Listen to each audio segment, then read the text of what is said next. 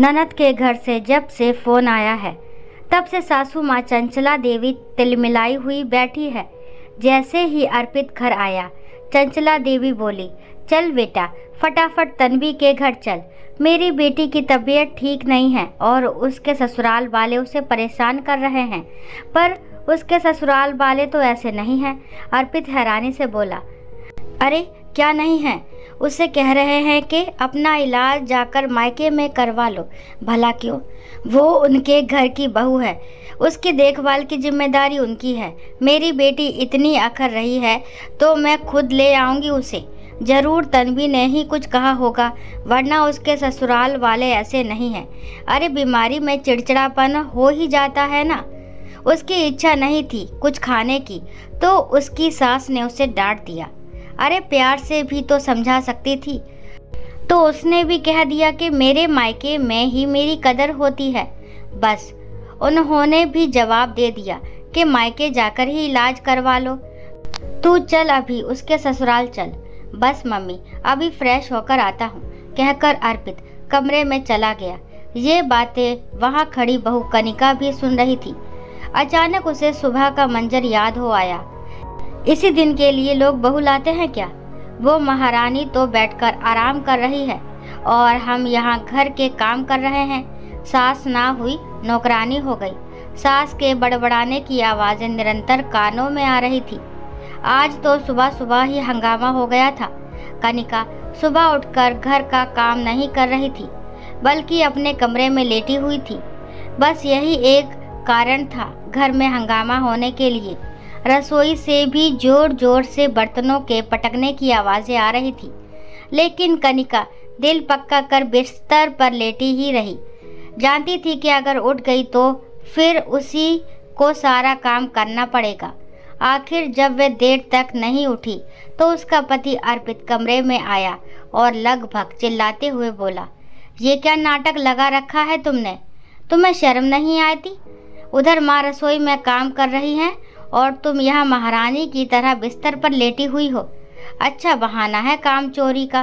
पहले तबीयत खराब कर लो फिर बिस्तर पर लेटी रहो। मैं जानबूझकर नहीं लेटी हूँ, तबीयत खराब है, कनिका ने धीरे से कहा। माँ की उम्र तो देखो, वो इस उम्र में भी काम कर रही हैं और तुम बहाना बना रही हो। माँ की उम्र दिख रही है, लेकिन ये नहीं दिखता कि तुम्हारी बीवी भी एक इंसान है, कोई मशीन नहीं। मैं भी बीमार हो सकती हूँ। तुम बीमार हो तो आराम करते हो, लेकिन मैं बीमार हो जाऊँ तो भी घर का काम करूँगी। कितनी बार कहा है डॉक्टर को दिखा लाओ, लेकिन ना तो तुम ले जाते हो ना पैसे देकर जाते हो कि मैं खुद चली जाऊँ। पैसे पेड़ पर नहीं उगते, जो तुमने कहा और तोड़कर दे दिया। हर महीने यही ड्रामा चलता है, तो डॉक्टर को दिखा ही दो। इतना ही जाने का शौक है तो अपने माता पिता से कहो, हमारे पास फालतू पैसे नहीं हैं। हर औरत के साथ ऐसा होता है, इसके लिए क्या डॉक्टर को दिखाना। अचानक सासू माँ चंचला देवी कमरे में आ गई और बोली, ये तो हर महीने का तमाशा है। दर्द निवारक गोली खाओ और चुपचाप काम पर लगो। मुझसे नहीं होता अब सारा काम। मम्मी जी कितनी दर्द निवारक गोलियां खाऊं? हर महीने खाकर काम करती हूँ। अब तो और तकलीफ बढ़ गई है। अभी तुम घर का काम करो, बाद में बात करेंगे, अर्पित ने कहकर बात खत्म कर दी। लेकिन अब कनिका के मन में ख्याल उठ रहा था, आज ननद तन्वी के ससुराल वालों ने उसे जवाब दे दिया तो सासू माँ लड़ने को तैयार है।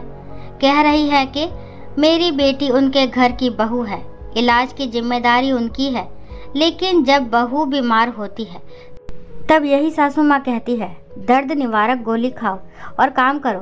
चंचला देवी तैयार होकर अर्पित के साथ बेटी तन्वी के ससुराल जा ही रही थी कि कनिका बोली, कहाँ जा रही है मम्मी जी? गुस्से में कह दिया होगा ससुराल वालों ने। इसका मतलब ये तो नहीं कि आप उनसे लड़ने जाएं। दीदी का इलाज तो वही लोग करवा रहे हैं, ज़रूर दीदी ने कुछ कह दिया होगा। बहू तुझे बीच में बोलने की ज़रूरत नहीं है।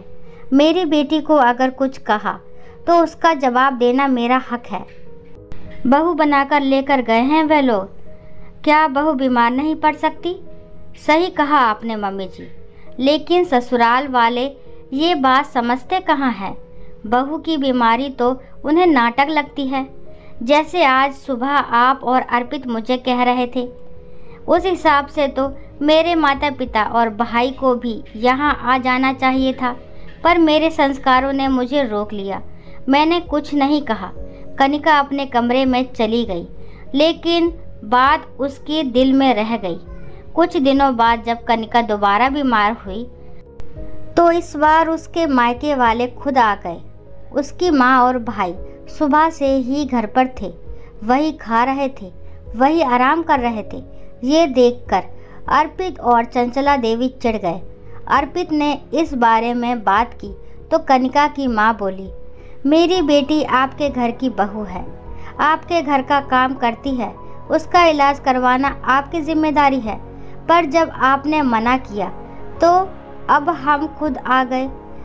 जब भी हमारी बेटी बीमार होगी हम खुद आएंगे, और अगली बार आपकी बेटी की सास को भी बुला लेंगे, ताकि उन्हें भी पता चले कि बहू के मायके वाले कैसे होते हैं। अब अर्पित और चंचला देवी कुछ कह नहीं पाए। हाँ, चिढ़े जरूर थे, लेकिन बहू को बेशर्म बनाने की नींव उन्होंने खुद रखी थी। बहू को जब समझदारी नहीं इंसानियत चाहिए होती है, और अगर आप नहीं देते तो दुनिया उसे सिखा देती है। दोस्तों, आशा करती हूँ ये कहानी आपको ज़रूर पसंद आई होगी। अगर कहानी पसंद आती है तो प्लीज़ मेरे चैनल को सब्सक्राइब करें, और इस कहानी के बारे में आपके जो भी विचार है कमेंट बॉक्स में ज़रूर बताएं। कहानी को लास्ट तक सुनने के लिए थैंक यू। राम राम, राधे राधे।